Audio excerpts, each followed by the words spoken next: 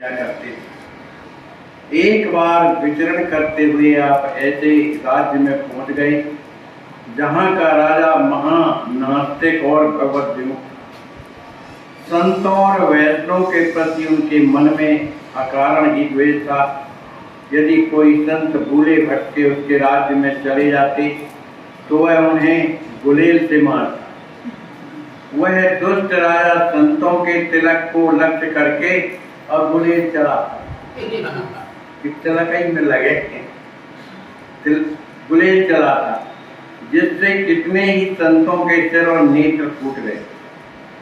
राजा ही है भाई, यथा राजा तथा प्रजा। राजा से पहले उसके नगर के लोग ही किसी संत को देखकर उसको भांति भांति से तिरस्कृत करके फिर भगा देते। जब श्री अल्लाह जी उस राज्य में जाने लगे तो बहुत से लोगों ने उनसे उस राजा की दुष्टता का वर्णन करके वहां जाने से मना किया। संत श्री अल्लाह जी ने कहा, भाइयों, मैंने जीवन में तो संत तो बहुत देखे परंतु नास्तिक कोई नहीं देखा। आज मेरे मन में नास्तिक को देखने का कौतूहल हो रहा है, अतः मैं वहां अवश्य जाऊंगा। आप लोग किसी प्रकार की चिंता न करें, मंगल में भगवान का सब मंगल ही करेंगे। यह कहकर श्री अल्लाह जी उस राज्य में चले गए। सुंदर स्थान देखकर राजा के उद्यान में ही जाकर रुक गए। उद्यान में आम के वृक्ष थे, उन पर सुंदर पके हुए फल सुशोभित हो रहे थे।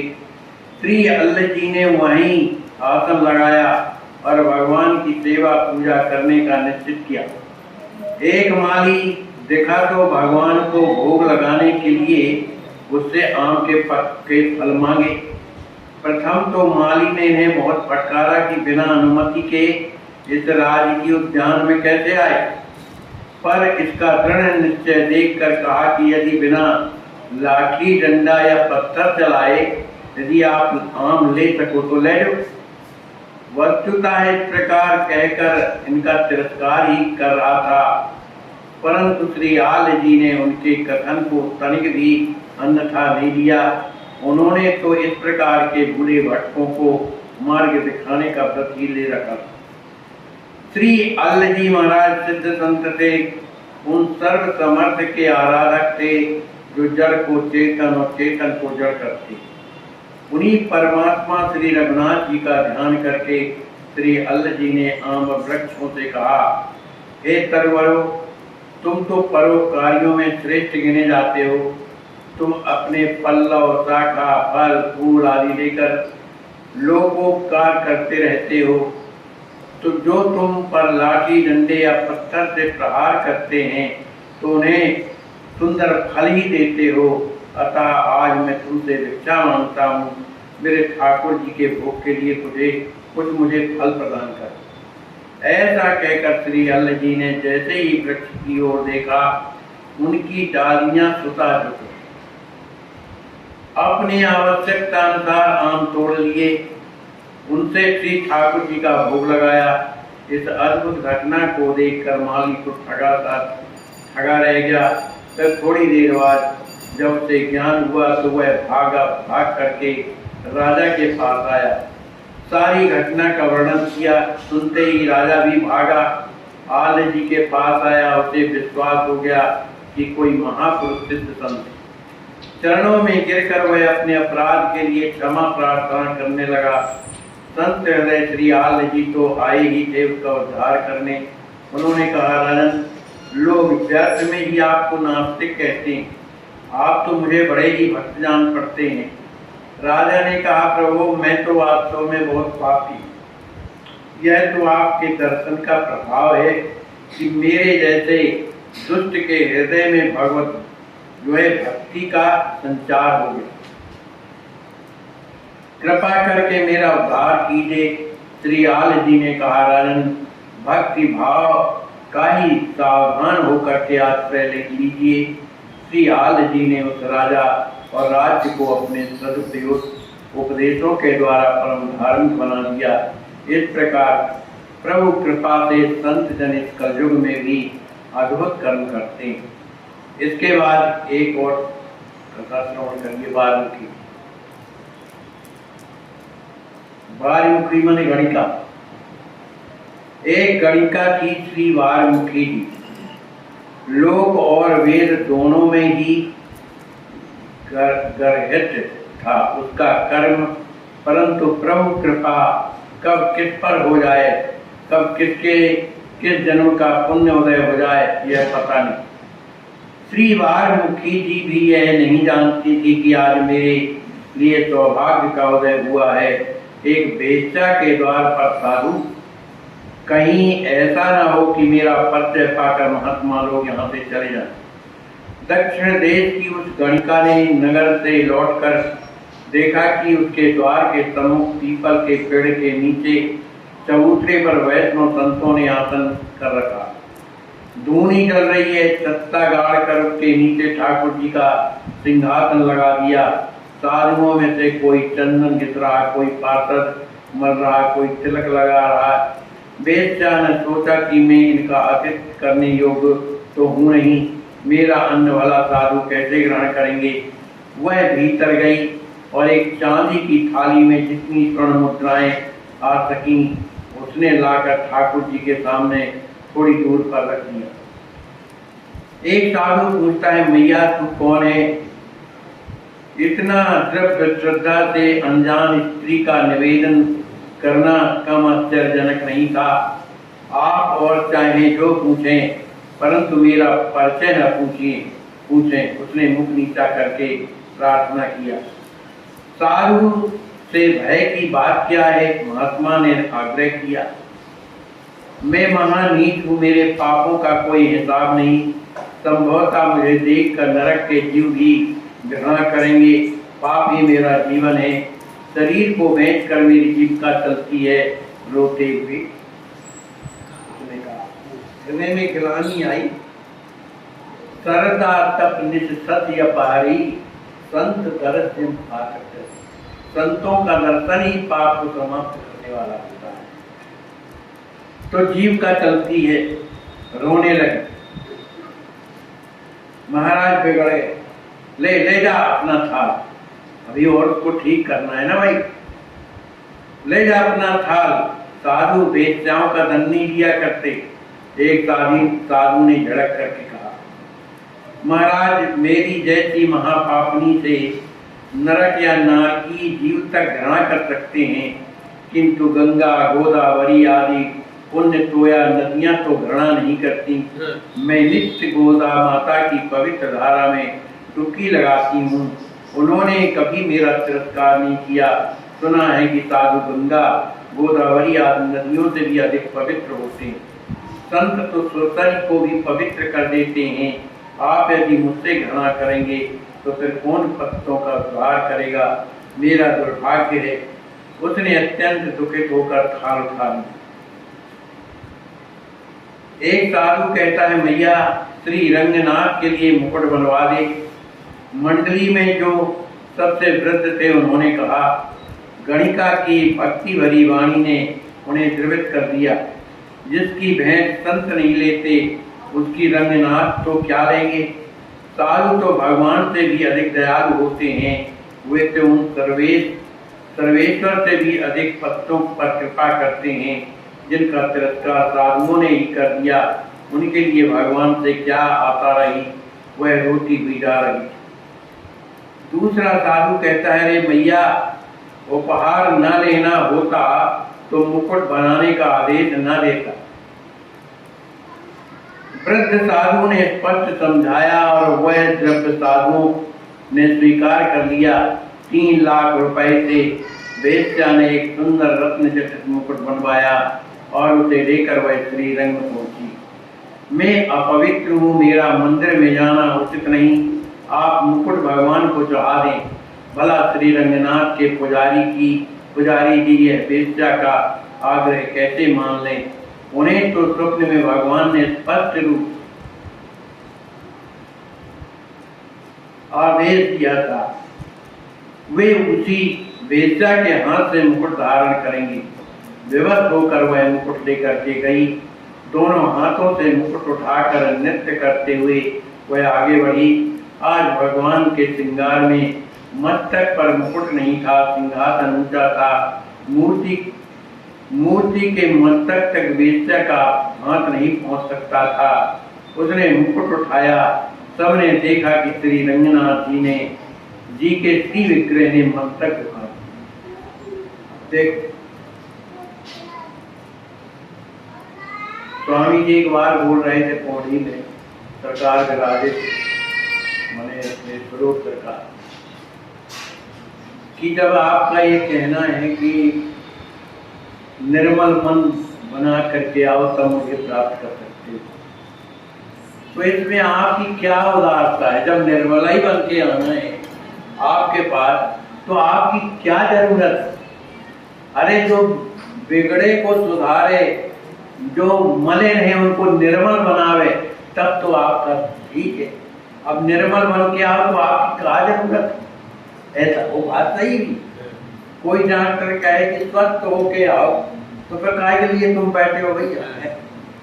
ऐसे ही जो दुनिया में जो है सताए लोग हैं, पापी है, ये तो है ही, उनको संत ही लोग कृपा करते हैं, भगवान से सिफारिश करके और का जीवन बना देते हैं।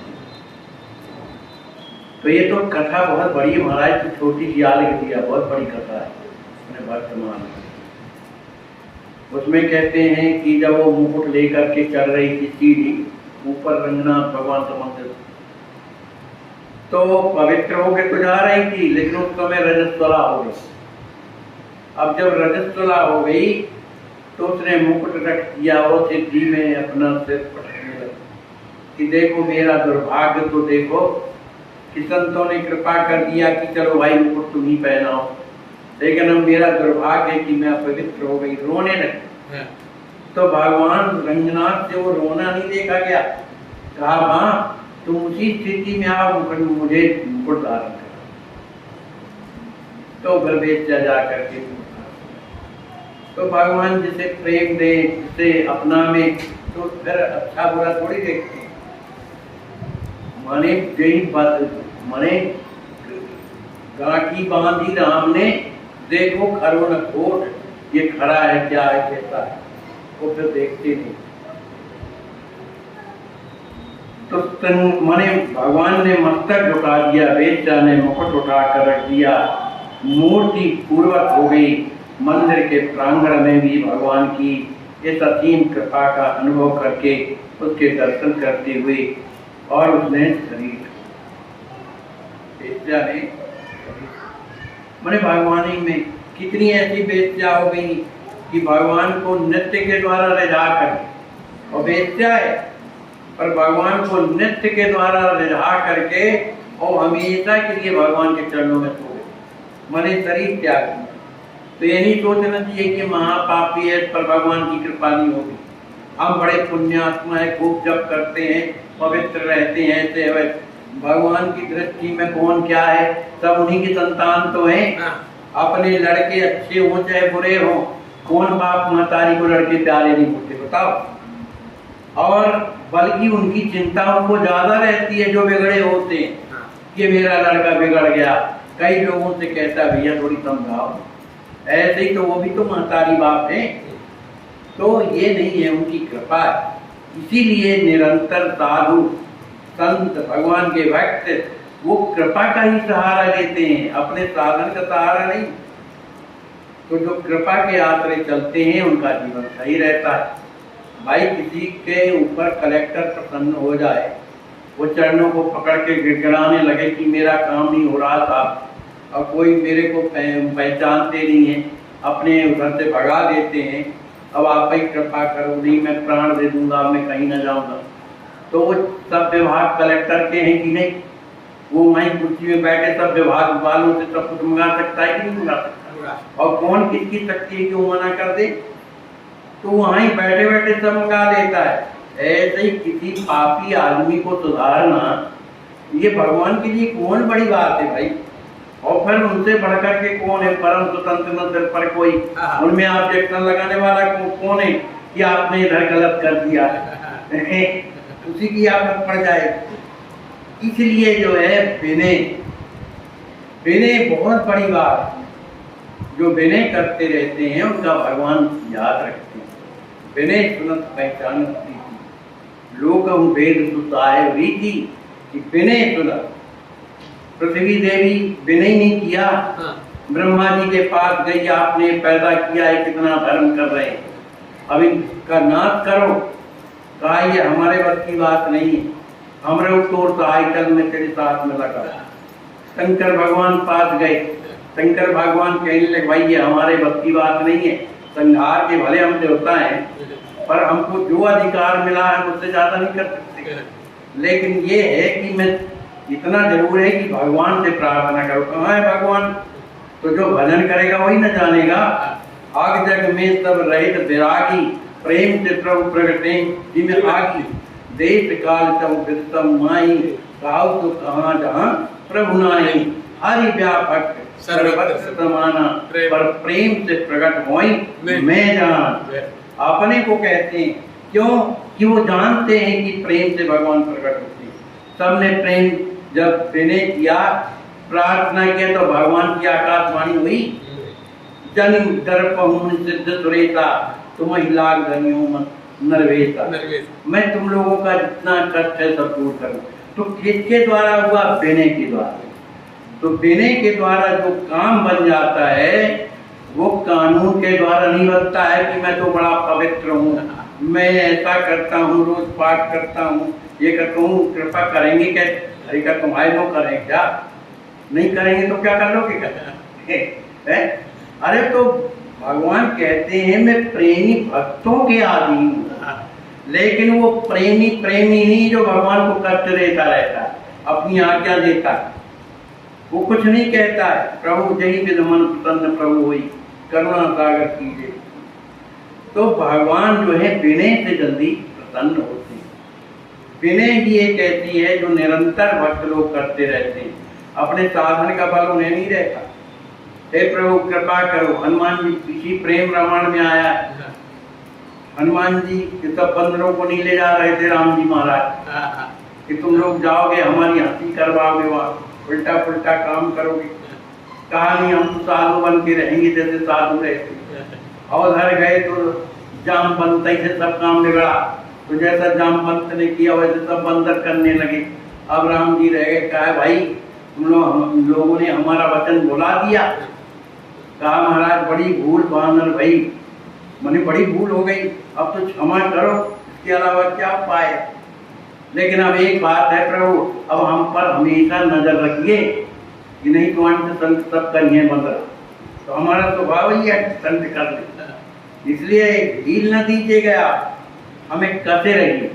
क्यों कहा जाता है कब हमारी कौन सी इंद्री कब चलायमान हो जाए इसका ठिकाना नहीं है। इसलिए भैया भगवान से प्रार्थना करने से ही काम बनता है और किसी से नहीं बनता। बोलिए श्री सीताराम जी महाराज की जय। आप यह जो दृश्य देख रहे हैं, ऐसे आज भी हजारों लाचार वृद्ध अस्वस्थ हालात में पड़े हुए तड़पते ईश्वर अल्लाह से मना रहे हैं कि अब मैं जीना नहीं चाहता, सहा नहीं जाता, मुझे ले चलो। आइए, अगर आपके दिल में ऐसों के प्रति दर्द है तो ट्रस्ट के साथ मिलकर अपने अवकाश प्राप्त समय का दान देकर अपनी बौद्धिक योग्यता का, अपने धन का सच्चा सदुपयोग करके इनका दर्द मिटाएं और उस परम पिता परमेश्वर अल्लाह गॉड का प्यार प्राप्त करें। जिंदगी व संपत्ति तो एक दिन हमें छोड़ना ही है, तो क्यों ना हम अपने हाथ से ही उसका इन दुखियों की सेवा में सदुपयोग कर महान पुण्य के भागीदार बने। वैष्णव जन तो तेने कहिए जे, पीड़ पराई जाने रे। वैष्णव